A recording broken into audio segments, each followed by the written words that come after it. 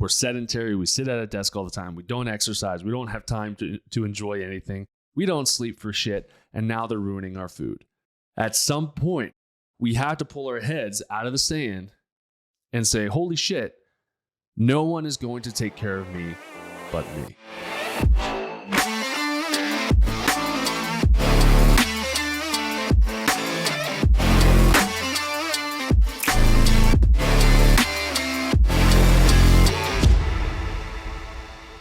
All right, everybody, welcome to another episode of the Doc Jacque Show. This is a topic today that's going to change your life. It's going to change the way that you think about health. It's going to change the way that you think about wealth. It's going to change the way that you think about debt. And so today, our topic, we're talking about generational wealth versus generational health. And what are the costs associated with that, right? Because when we think about this topic, we all want to be able to give our children a better life than what we were given. That's one of the common themes that we see kind of across the board. No matter what your culture, whatever your background is, we want our kids to be taken care of. Not just for this generation while we're alive, but for their generation, our grandkids, our great-grandkids, so on and so forth. So a lot of our primary focus is on the 9 to 5. Make enough money, save the money, invest the money, get into the stock market, get into all these savings accounts and things like that you could try to accrue some interest on your money. But what we see is that as years go by, we're so busy chasing the dollar that we forget about chasing the health. And so there's this thing that happens, this phenomenon that happens where we're willing to sacrifice our health as long as we can make an extra dollar.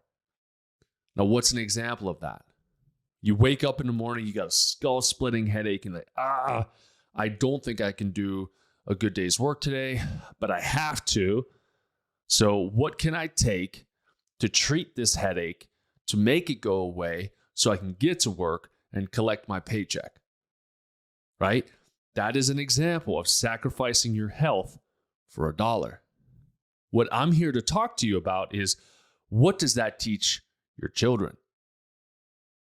When your children are growing up, they see mom and dad, they see how hard they work, but they see what they do in order to work. They see your values, they see your priorities, they see your lack of values and your lack of priorities, right? Are you a hustler? Do you wake up in the morning, get a cup of coffee, read some books, day trade? Like, what are your habits? And typically your children are going to mimic those habits when they're older, whether they realize it or not. We become used to these patterns that our parents instilled within us. And sometimes it takes our spouse to point it out.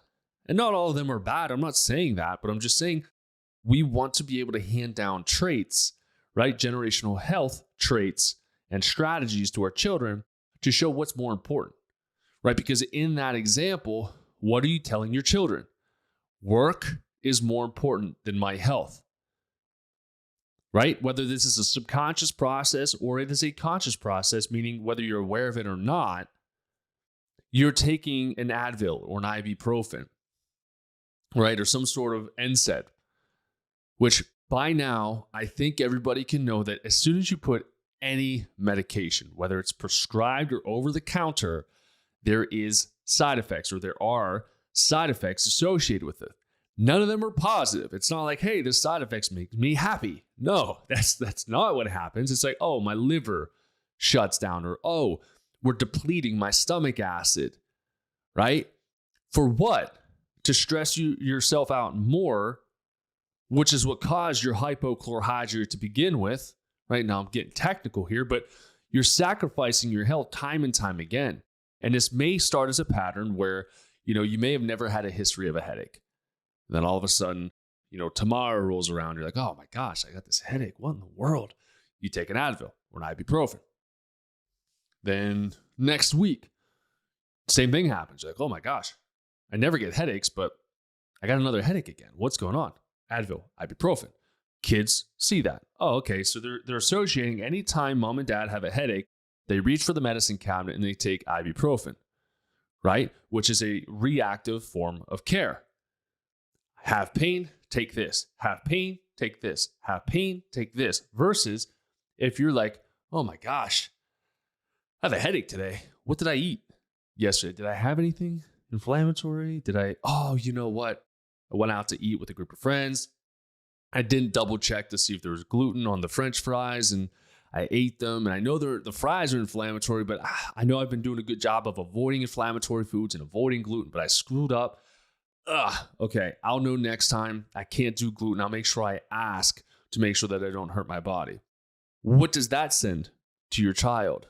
Okay, mom and dad are taking personal responsibility for a bad choice that they made, right? And they may still take an ibuprofen or an Advil, right? But at least they're admitting, oh crap, I did something that caused this to happen. Okay? If you keep that going and you're like, I keep eating these stupid French fries. Every time I go there, I can't say no. That's also teaching your child it's okay to make those mistakes time and time again, because you'll always have a medication to calm that symptom. But then 10 years down the line, you got stomach ulcers. And you're like, where the heck did that come from? Nope, there's your antacids, right? There's your, omeprazole or your Tums, your Prilosec. Let's start taking all those things. Let's have some proton pump inhibitors, which is going to cause early dementia. And then 15 years later, 10 years later, you're developing that disease, right? And if you're not smart enough to link cause and effect, it is a compounding effect. Just like you put money in the bank and you expect to accrue money based off whatever your interest is that you get on it, right? Or you invest into your health and you accrue interest by doing the same thing repetitively, keeping yourself healthy, keeping yourself whole. That's going to teach your child, hey, true health, true wealth actually comes from health. How many senior citizens do we need to interview on their deathbed? When they're asked, what is one thing that you wish you would have done? Or you wish, what was the one thing you wish? And typically they're like, well, I wish I had more health. I might be 90 some years old, but I stopped living when I was 60. I stopped living when I had Alzheimer's or dementia. Right? I stopped living when I got diagnosed with cancer and I got treated with chemo. My life stopped there, physically, mentally, socially, spiritually. But the physical body remained, right? And it got abused for 20 extra years, 30 extra years, right? When we think about medicine is just designed to just barely keep us alive, right? Calm the symptoms down until you die. Whenever that is, doesn't matter to them. There is no chronic disease cure. Okay, and this was shared to me. One of my really good friends, Elliot Schwartz, shared this with me yesterday or 2 days ago. And he was talking about how this guy was like, listen, there's no cure for high blood pressure. There's management with medications. There's no cure for type 2 diabetes or type 1 diabetes. There's just management. There's no cure for the headaches, just management, right? And so you can stack all these chronic inflammatory symptoms, Alzheimer's, Parkinson's, it's just management. And so what does that mean? That means management through medications. Medications sacrifice the body. We lose our health and we continue to accumulate medications as we age each week, month, year. So every birthday that goes by, you're sicker and sicker and sicker. Even if you have an absence of symptoms, if you have just one medication, you're not healthy. You are ignoring a problem. You're ignoring it. It's like spraying over the check engine light or taking batteries out of a fire alarm when it's going off. You ignore it. And I've said this before, but nothing good comes from neglect, except for wine and maybe some bourbon and whiskey and barrels, and that stuff can get delicious with time, right? But when it comes to your health, neglect is not the way to go. Sacrifice is not the way to go, because that's a better way to say it. You're sacrificing yourself to try to work more until you hit that retirement phase. But what happens? All of that money that we set aside for retirement, when we get to retirement, we're now reinvesting back to try to get our health back. So all of your retirement savings, your 401k, your Social Security, whatever it is that you're betting on protecting you in retirement, you're then having to go backwards to try to rewind the hands of time to regain any health you possibly can.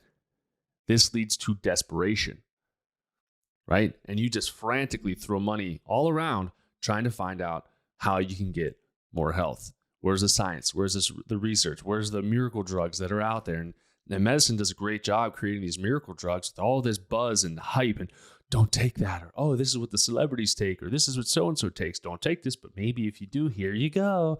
And then 5 years down the line, like, oh crap, let's pull that. People are dying. People are having an increased risk of cancer, or like, again, semaglutide. And people hate me so much for speaking out against, but I just talked with Ben Pekulski about this too. The research shows that as soon as you stop that medication, what happens?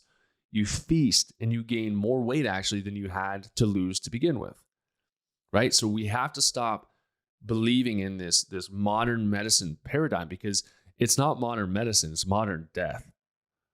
And that's what it's doing. It's blindfolding us, and we're aimlessly walking off the plank. We don't know when. It's a great analogy. We don't know when we're going to reach the plank. Some of us, the end of the plank, some of us can walk slowly, right? Maybe it's just one medication, 2 medications. So we're slowly walking down the plank, or like, give me all the medications and you're sprinting down the plank. God has your programmed time for death. But if you want to rush it with disease, and you want to rush it with medication intervention, or you want to rush it with modern medicine, good luck. But don't ever expect to be healthy under medicinal care. It's impossible. Okay? The only time you should require a medication after the initial visit is if you had something removed. And even then, there's some bioidenticals and things you can do that are much healthier than a lot of the medications that are out there. Right? You get your thyroid removed, and you're like, okay, here's Synthroid. You're going to levothyroxine for forever. Just synthetic T4, it's garbage. Why don't you take something with T4 and T3 in it? Right? You still have to nourish your thyroid, but also, why did that thyroid give up to begin with? What's your stress like? What's your gut health like? Are you fixing those things? Right? Because even if you get the organ taken out, the cause was never corrected, right? The organ didn't fail, or the gland didn't fail because it just happenstance. It failed because your internal environment was too toxic. The internal could not handle the external. So we need to think about this. Okay. And I have some really gloomy statistics. And even I was messing with my wife, my media team. Like, I'm going to do this podcast. I messaged my bro Elliot. I'm like, dude, I'm going to do this. And it's very upsetting, the statistics and where we're going. And it's not changing. That's the thing, right? Where every year we spend more and more money on technological advancements for medicine, new medications coming out, new technology coming out. Is it helping us at all? No. Rate of cancer going up, heart disease going up, diabetes going up, Alzheimer's, Parkinson's going up. Everything is going up. Why? Because we're so fixated on treating symptoms. Why? Because it's so much easier. Medical doctors, you have it so fucking easy out there, because half the time you don't even have to do your job. Right? And there's 2 ways for that. 1, the nurse usually does it for you. You sign the script and they're good. And 2, your patients are told to ask your doctor if AstraZeneca is right for you. You don't have to do shit.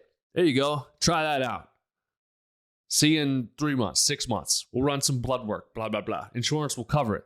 Which insurance is like it's like the middleman to death, right? If you're like, I'm only going to do what insurance will cover, you're going to die early. I'm going to say that again. If you only do what insurance will allow you to do, you will die early. Because what does insurance cover? Insurance covers death. Insurance covers medication, which is more death. Insurance covers medical intervention. Third leading cause in the United States is medical errors. It leads to death. It puts you in the system to die.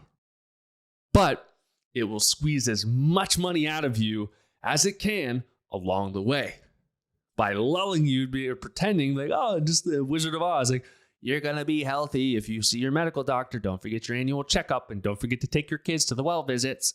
Right? You're plugging them into the system to death right from the get-go. Right? Because if you get breast cancer, ladies, and you've been going to the same doctor for 20 years, and you get breast cancer this year, and you've been with that doc for 20 years, It takes 10 to 15 years for your body to develop cancer. Your doctor failed you. Your insurance failed you.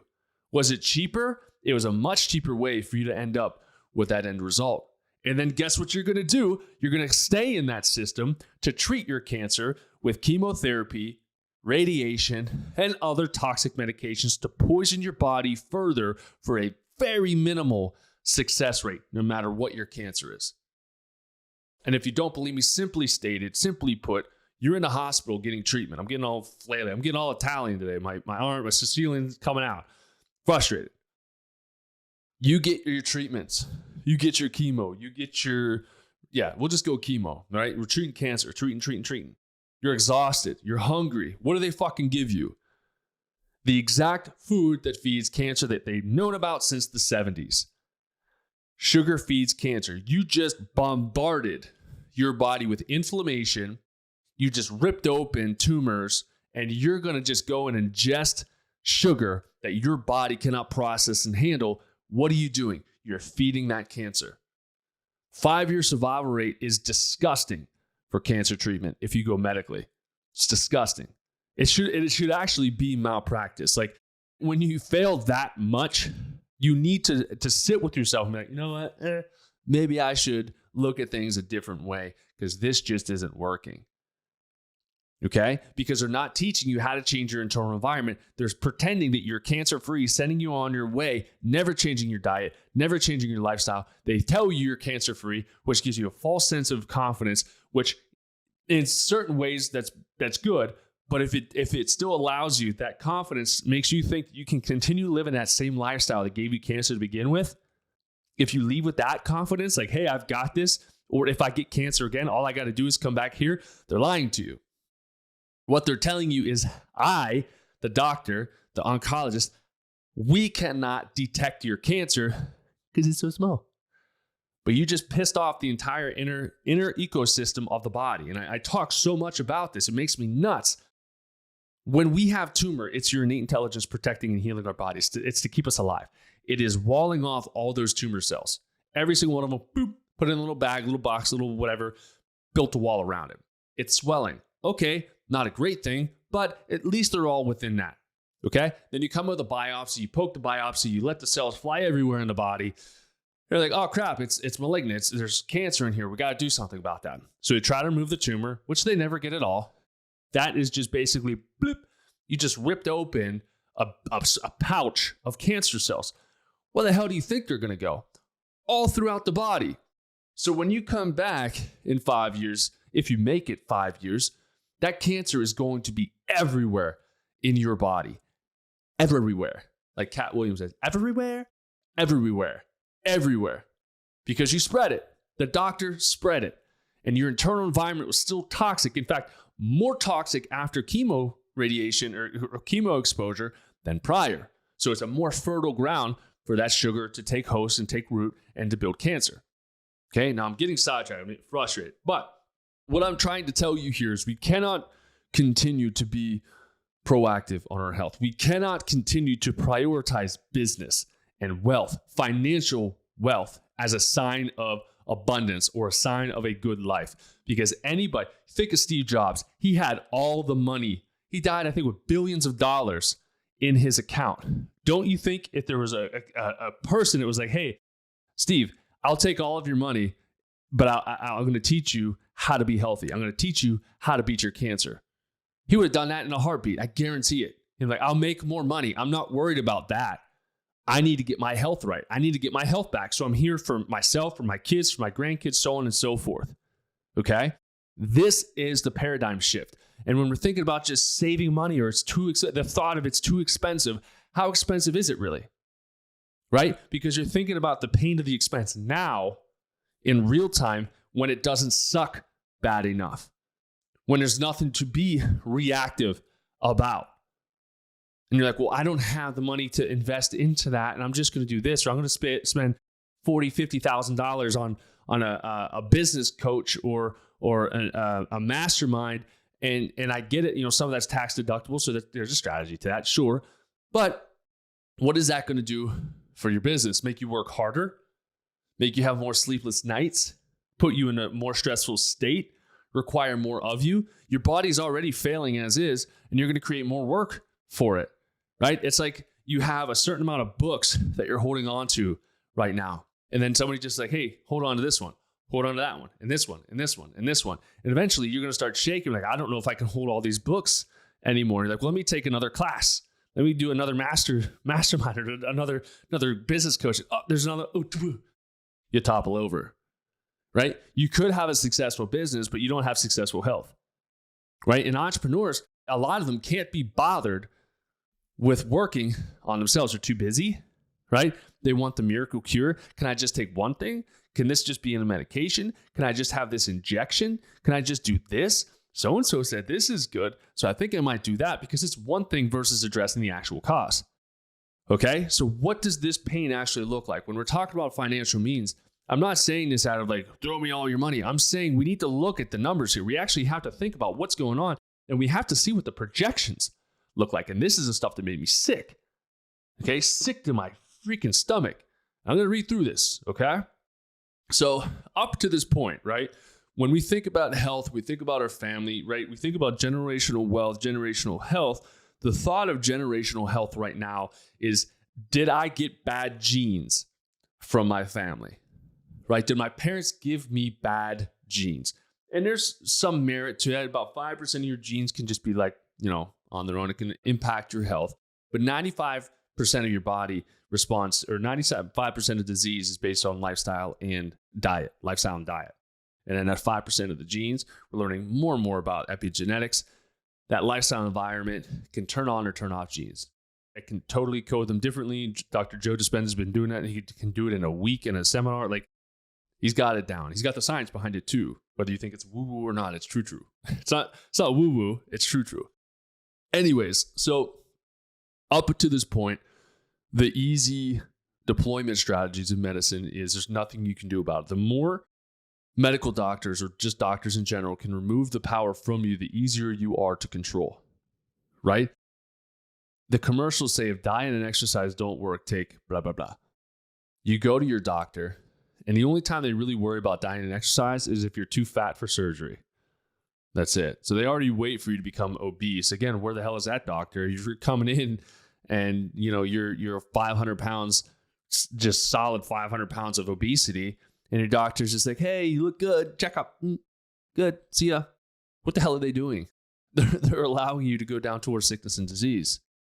And yes, if you want to say it's fat shaming, I fat shame you. If you're 500 pounds, get your shit together and figure out how you can change that.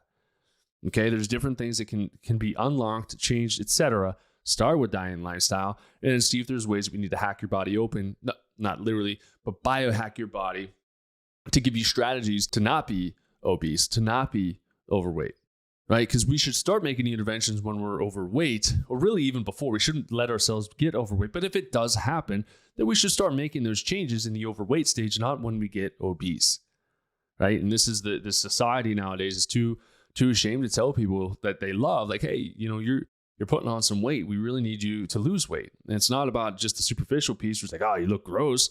This is about more than that. It's about there's no record in health ever that an obese person is healthy.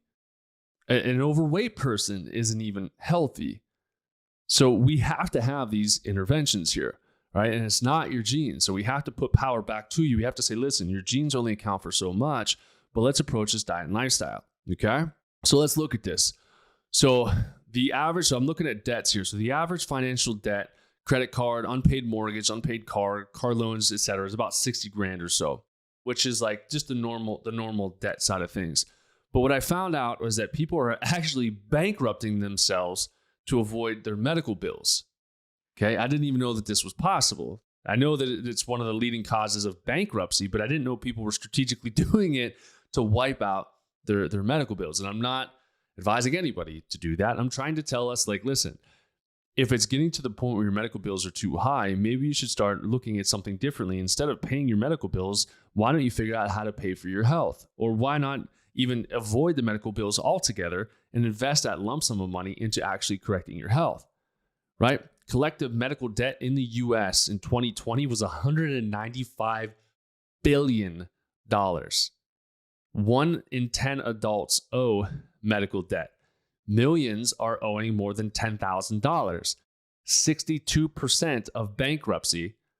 Okay, so the leading cause of bankruptcy is caused by medical bills. Does that sound, and I think I was watching something last night, I think we consume 70% of the pharmaceuticals in the world. Like, how are we doing? We're doing terrible.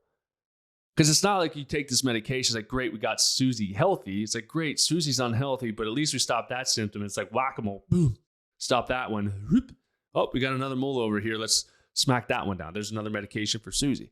So you just become a cash cow for insurance, and you become a cash cow and a recurring customer for your drug dealer, which is your medical doctor. And that's all they really are.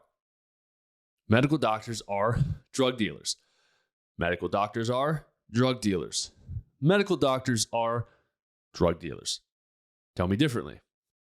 When you go to a medical doctor, what do you get? Drugs or surgery. You're going to get drugs first, or you're going to get surgery with a side order of drugs. Medical doctors are drug dealers. We need to break up with our drug dealers if we want to be healthy, because it's impossible to be healthy if you're on a medication. It's impossible to be healthy if you're on a medication. All right. Now, I pulled up statistics, leading causes of disease, death, misery, really. I'm like, what would be like the worst thing in the world to have, right? Alzheimer's, dementia. To me, beats the shit out of having cancer. Cancer is just an emotional battle. A lot of times we just associate cancer with death. Alzheimer's and dementia, you spend your whole life accumulating amazing memories with your family, your friends, work, trips, everything. Your whole life gets ripped away from you. So could you imagine forgetting the birth of your children? Could you imagine forgetting starting your own business, forgetting your wedding, forgetting your anniversaries, forgetting all of the amazing things that have happened to you in your life once you hit retirement age? Once you become a senior citizen, which is the age 60. Most people retire about 65 right now. So even before you hit retirement, 60 years old, people are having an increased risk and increased rate of Alzheimer's and dementia. It's horrible. Okay? Now, from a physiological standpoint, from a functional standpoint, Alzheimer's and dementia can be prevented. Okay? Type 3 diabetes is Alzheimer's, right? So if we correct the adrenals, we correct your blood sugar, we correct your toxic diet, guess what? You decrease your risk, right? There's a lot of things that you can do proactively to help deflect your Alzheimer's chances. Okay, now if you're in Alzheimer's, there's different limitations and things, but there's still things you can do to limit the symptoms or decrease progression of Alzheimer's and dementia. If you take another step deeper with Joe Dispenza, you can basically have a clean slate. That's a different level of depth to get into. Start simple, then go into the deep stuff if you want to, or just jump to Dr. Joe. It's up to you. Doesn't matter to me. My goal is to give you this information. Prediction from Alzheimer's.org by 2050. Okay, 2050. So about 30 years from now, 27 years from now, people over the age of 60, 1 in 3 people will have Alzheimer's or dementia. 1 in 3 people. Let me make that sit real, because this hit me, right? 27, we'll just say 30 years. I'm 36 years old right now. In 30 years, I'll be 66 years old, which says, and by the way, sorry guys, I'm taking the 2 out of 3. I'm taking one of those slots that doesn't get Alzheimer's and Parkinson's. So you guys got to get your shit together, because I'm going to take one of those.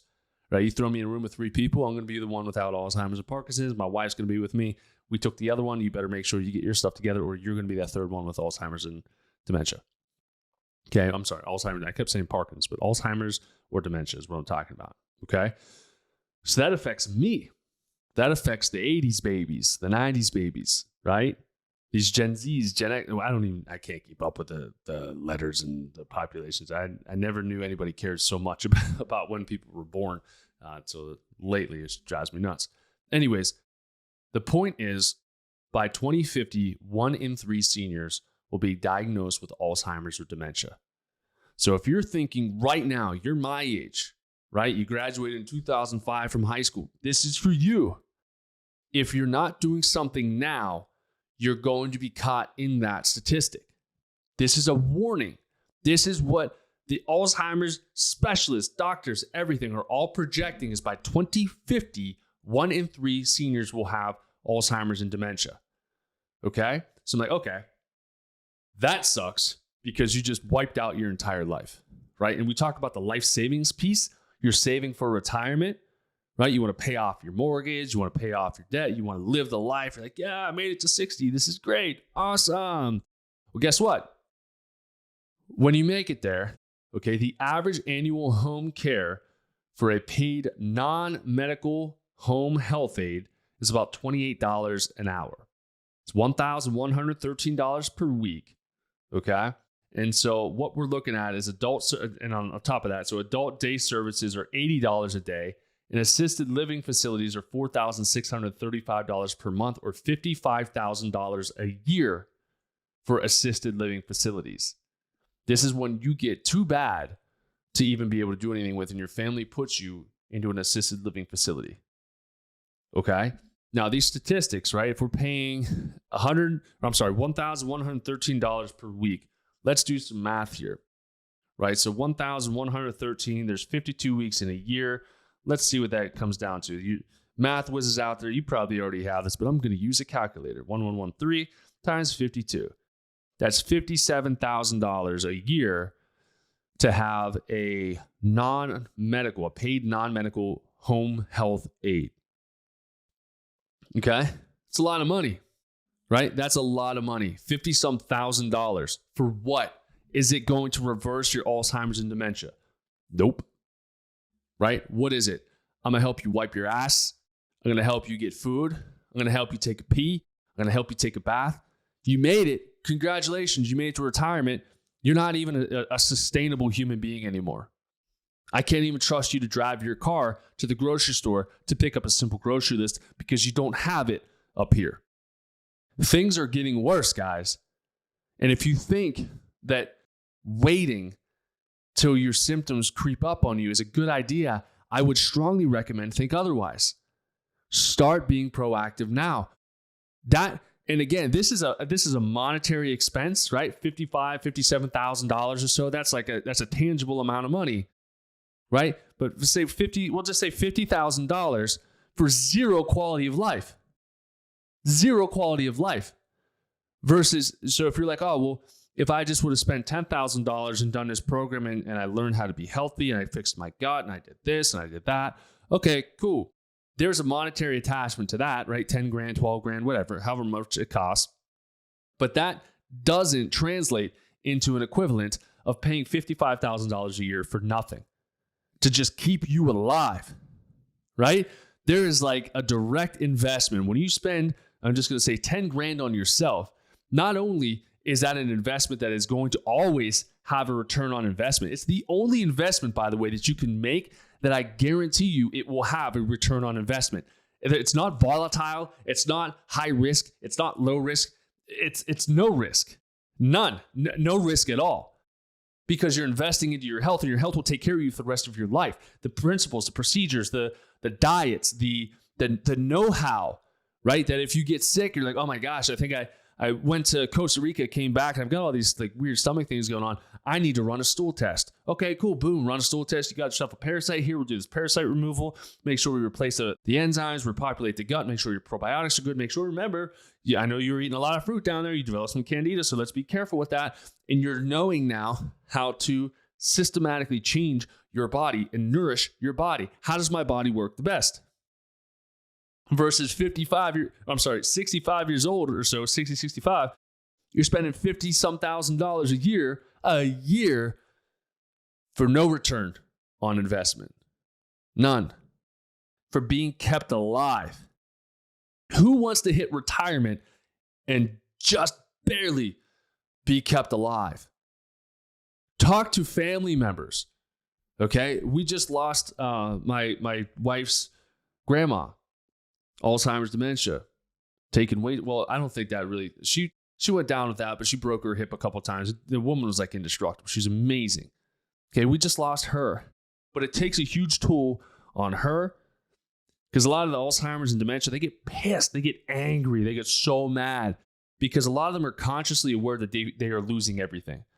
They can't remember faces. They can't remember names. They may remember stuff from way back when, but the instant moments will loop a lot. And for families, that is devastating because they're seeing that behind the eyes, they've lost their loved one. Physically, still there. Mentally, not there.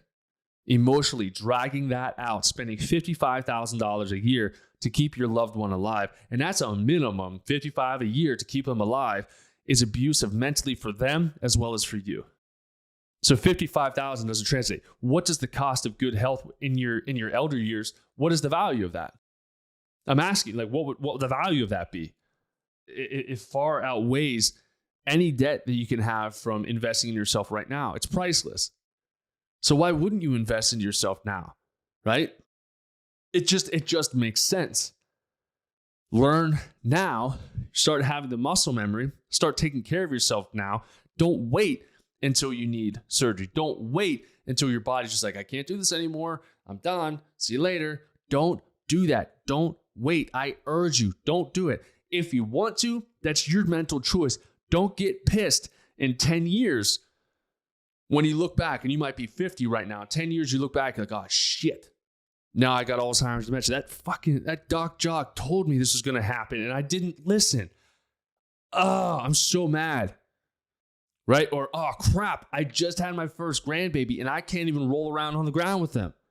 I've got type 2 diabetes and my legs fell off because of the freaking diabetic neuropathy and I have no sensation. I had sores and I lost my legs. Right? What does the cost of your health in your elder years really translate for you? Think about that. Think about it because it's really important. We're just on Alzheimer's and dementia because this is the most mind-affable disease that's out there. It literally destroys your mind. It destroys who you are. It destroys your memories of everything you ever accomplished in your life. I can't think of anything worse. Well, I can't. Lou Gehrig's ALS, that would be worse. However, this is something that's very important to note.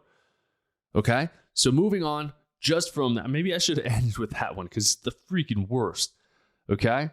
Now, rate of cancer increase in adults younger than 50 in the past few decades, according to cancercenter.com. So the rate of cancer in adults younger than 50 has gone up. The average annual cost for cancer is $42,000 up to $1 million following your cancer diagnosis. So basically, it's saying cancer treatment after you get the diagnosis, anywhere from $42,000 to $1 million. Okay, but guess what? Most of it's covered by insurance. So after what I've taught you, are you any healthier if your insurance covered it? Nope. Again, they never teach you why it came. They never teach you about diet, lifestyle, stress management, sleep. They don't. They feed you ice cream to fatten you up. Okay? Doctors do an amazing job at disease management, but that's all they are. They're your drug dealers that never want to heal you because then they lose a customer. Okay? It's true. Like it or not. No cure for your blood pressures, no cure for your diabetes, no cure for your Alzheimer's, no cure for your cancer, no cure for your pain or heart disease. Just management. The sooner you realize that, the sooner you can step out of the matrix and realize that you need to start fending for yourself. Okay? Heart disease out of pocket, which is other things. Okay? So heart disease out of pocket is about $2,000 a year. Okay? Just heart disease. If we're talking about heart failure, your annual cost is $30,000. By 2030, 7 years from now, they're projecting heart failure for patients will approach $160 billion a year across the country for all patients included. Projections are going up. We are doing a horrible job of this. Okay, let's move on. Diabetes, annual cost about $16,000 a year. Average type 1 out of pocket is about $2,500 a year. Okay, and you literally are paying to get sicker. In all of these management cases, even if it's a $40 copay or whatever, you're paying people to continuously make you sick. Now, pregnancies, okay? Miscarriages, about 25% of pregnancies end in miscarriage. Okay, so average cost of IVF is going to be about $20,000, $25,000 per attempt. okay, through IVF, 20-25. It usually takes about three or more attempts in order to actually conceive. So we're looking about $60,000, $70,000 or so, including, the different drugs and things you need, hormones that you need in order to have a child. Not only that, but now you're making that child sicker on the other end. So be very careful of that. High risk of cancer, reproductive cancers, lung cancers, heart, eye, you name it, lots of difficulties with that. So be aware. Okay, because if you're not healthy to begin with, then you weren't healthy enough to give a healthy body to a kid. So monthly script of HRT, right? Super common now. Influencers, entrepreneurs, like, I'm just on HRT. You're seeing like a record number of like 50, 60-year-olds yoked as hell at the gym. Like, bro, come on. I had a little testosterone. Yeah, I bet you did. You're stressed out your whole damn life. You eat like shit. You drink all the time. You're all estrogen. Now you're throwing in testosterone. Good job. Not going into a hormonal talk today, but monthly script of TRT is about $240 a month or about $2,440 a year. Again, not addressing the cause and not addressing the complications that occur with recurring use of HRT, blood thickening, increased risk of clots, embolisms, and heart attacks. Okay, moving on. Right, so what we're looking at here, what we're looking at here is a trend. It is a trend in health that every year that goes by, the American population gets sicker. It is guaranteed. How is it guaranteed? You can see the projections. Medicine is a business. Okay, medicine, sin, it's a sin, should be a freaking sin. Medicine is a business that is in the business of making money. They need to make money. They don't want you to go away. They do not want you to be healthy. They do not want you to be educated on how to be healthy, right? If I put something online that's health information, that is research, tried and true, etc., what happens? I get fact checked. By who? Joey in his basement. Some knucklehead, no degree at all, is trying to fact check me and say that's not true, or false information, or whatever they're throwing these things out now. I'll probably get one as I'm saying this on Instagram. They're trying to censor health information. They're trying to tell you that eating meat is unhealthy for you. They're trying to burn down farms. They're trying to say eggs are bad for you. They're trying to dismantle our diet right now. They've already dismantled our lifestyle because people are lazier than have ever been, right? We're sedentary. We sit at a desk all the time. We don't exercise. We don't have time to enjoy anything. We don't sleep for shit. And now they're ruining our food. Okay, they're burning everything down and they're poisoning our food as well. At some point, we have to pull our heads out of the sand and say, holy shit, no one is going to take care of me but me. No one is going to look out for me or have my best interest in mind but me. And I'm saying that for you. Like, you have to say this with yourself. I'm not saying come to me. Obviously, I'll care for you, but you have to come to this realization on your own, which should start to make you question everything that has been taught to you. And it's okay to go through this panic phase, anxiety, depression. We're like, oh my God, what is the solution for that? You wake up from the Matrix. We'll just keep calling it the Matrix, which I think I'm going to watch those movies again because I think there's some hidden gems in there. Anyways, you wake up from the Matrix here and you're like, man, my parents did the best that they could, but they were missing some things. My parents told me, this is generalized, not what my parents told me. They just told me that I needed to make sure I worked hard, earned a good paycheck, had a good retirement, had a 401k, right? Everything is around financial. The parental advice for your children is all around finances, right? Because we all think that we're going to run out of money. We all think that money is everything to us. But none of our parents tell us about our health, okay? Unless they lose it and they have their own epiphany. So if you're spinning around, you're listening to this podcast, like, oh my God, I can't believe this. Look at the statistics, sit with it, meditate on it. Like, wow, this is disgusting, right? We're supposed to be this super country. We are super toxic. We are super deadly to each other. And this is without talking about any of the other conspiracy theory stuff that people think are conspiracy theories. This is just real life stuff. This is medicine. It's killing us every single day. Third leading cause of death. Again, look it up. Heart disease, cancer, medical errors. Medical whoopsies. But imagine this, right? 10 weeks, 10 months, 10 years from now. This information pissed you off successfully. And you look back and you're like, oh my gosh, I thought it was great information. I thought I had time. I was only 5 years away from doing something about it. I just wanted to save a little bit of money. But guess what? Disease doesn't care about convenience. Disease doesn't care if you've got money in the bank. It's going to come when it comes. Nobody can dictate when that's going to come. And then all of a sudden, 5 years go by, 10 years go by, you're on more medications. You've had more surgeries. You have organs that have been removed. You now have cancer. You've had your second heart attack. You look back, you're like, oh, God, I had an opportunity. I had an opportunity to change this. I thought I had time. You had false arrogance with your health. I thought I had time. And it caught up to you. Versus imagine, you hear this information, it pisses you off the same way to the other person. You're like, you know what? I've had enough of this. I'm sick of this shit. I'm going to change. I'm going to put in the work and I'm going to take care of my health. Right? You do the testing. You do the protocols. You learn how to eat properly. You know that nobody's going to take care of you but you. Obviously, I can help guide you.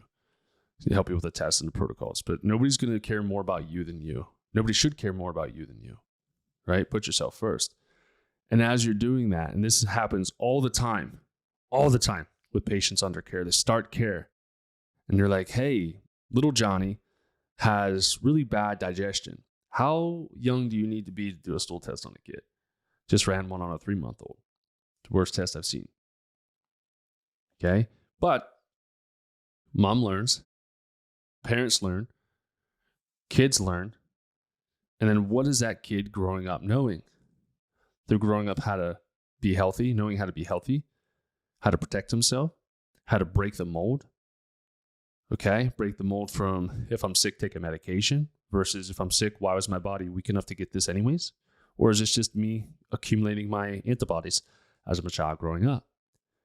Then that child goes into their puberty. They may have PMS symptoms. They run a Dutch test or hormone analysis. They correct that. They realize that their diet was fueling that or their poor digestive habits were fueling that. They go into college. They get fantastic grades. They become entrepreneurs, wherever their trajectory is. And then eventually they have kids. And they're super freaking healthy, which means they're going to have super freaking healthy children, super healthy relationships, low level toxicity, if any at all. And then the kids are going to have the same upbringing where they don't have to see mom and dad suffer. They know that this is how we do it. This is how we eat food. We don't eat gluten. We don't eat dairy. We don't eat shit food. We don't stop at fast food joints. We don't eat garbage because garbage is garbage. Garbage is going to go into poison our bodies. Instead, they learn the proper ways to do things. What does that do for us? That is far more valuable than any generational wealth that you can give them, right? Because if you give them $1 million, they're going to spend it just like you did. Like an idiot. They're going to spend it on cars, on homes, on trips. I'm not saying that trips and all those things aren't nice, but again, if you're just going to end up being a statistic, and right now it's 1 in 3 at 60 are going to have Alzheimer's dementia, right? It used to just be type 2 diabetes was adult diabetes. Now children have it. So at what point is Alzheimer's and dementia going to creep down closer to younger ages? So we just have a whole bunch of forgetful people running around. I think by 2032, 1 in 2 children are supposed to be autistic, right? Our ratios, our statistics are not winding up in our favors. The most important and the most beneficial thing that you can pass off to your children is the definition of true health, hands down. And if you think about that from a monetary standpoint, if these kids learn from a very young age how to eat, that means they don't have the doctor's visits, they don't have ear infections, they don't have tubes, they don't have a whole bunch of surgeries. They're smarter, better relationships. They know how to handle stress, right? They're like super kids, super freaking smart. And then they keep passing that information down. What do you think that person's going to do in life? How successful do you think that person's going to be? Clear thought, not irrational, not angry, right? More peaceful, more loving. And what's that going to do? It's going to help to start to change the world. It might sound crazy, but my goal is to change the world. in every single day of work that I have. I want to change the parents. I want to change the kids. I want to change how parents have kids. I want to go back to the natural stuff, not the IVF, right? I want to go back to natural vaginal deliveries. I want to go back to natural pregnancies. I want us to get to a state where we know how to be healthy again, where it's not weird to be healthy, where it's not weird to say, I'm not eating that gluten-free shit. I'm not eating gluten. I'm eating whole foods. Got a garden in the backyard. I'm going to go grab a tomato, or I'm going to go grab a strawberry off the vine in the garden. I think they're called vines. I'm still learning the gardening thing. But think about that, right? And then as you get older, right, I'm talking about my generation people, 30s, 40s, whatever, that aren't quite at that Alzheimer's age yet, not quite at the senior citizen age yet, right? Because then if I change now and I teach my children how to be healthy, then when I get to that senior citizen age, I'm going to be able to show my kids that you don't have to suffer when you're old. If you take care of yourself, you no longer become that statistic. Okay, well, you are, but you're the positive end of the statistic. Okay, and with that, you remember your childhood, you remember your blessings, you remember your experiences, your trips, your job, your life, your love, your everything. Okay, you get to see your kids grow up, your grandkids grow up, and you're able to see this huge generational shift and change. You can literally break the generational curse of the lie of genetics. It's not genetics. You pass down shit habits to your kids. Let's start owning up to them. So it's a longer podcast. Went off on a lot of tangents, but remember, the only investment that you can ever make in life that is going to have a guaranteed return on investment is yourself. So the next time you look to invest your money somewhere, if you haven't had functional tests done, and I'm not, for the love of God, do not go to a medical doctor and expect your medical doctor and or your insurance to cover these tests. It won't happen. Take home message, if insurance covers it, it's designed to kill you. Okay? Or if it covers it a little bit, then insurance knows that it's good and doesn't want you to get better, right? Like chiropractic care. If we can start to change and we can start to make these shifts in the right direction, we can change the world, we can change the you. Start doing it now so we can enjoy our lives. And your kids can too. Before you invest into anything else, again, it doesn't have to be with me. This is just free information for you. If you don't like me, that's fine. Please just listen to the information and go where you need to go. I'm always investing in myself to get better, to learn. I've got about 5 books to read. My wife's going to be going to Costa Rica next week. I need stuff to do at night. I'm going to be reading books. I just invested into a trainer for myself to structure diet and exercise routines for me. That's also working on stress and sleep management and all kinds of other things. I put my money where I have my values, right? And if I looked at your bank account, I would tell you where your values are. Is it in fast food? Is it in your medicine? Where is it? Where are you investing back into yourself? It's the only investment that is guaranteed to have a return on investment. So just think about that. Sit with it. And thank you for tuning in today. And I love you all. Don't mean to be too mean. I just need to make you guys make a shift. Have a great day.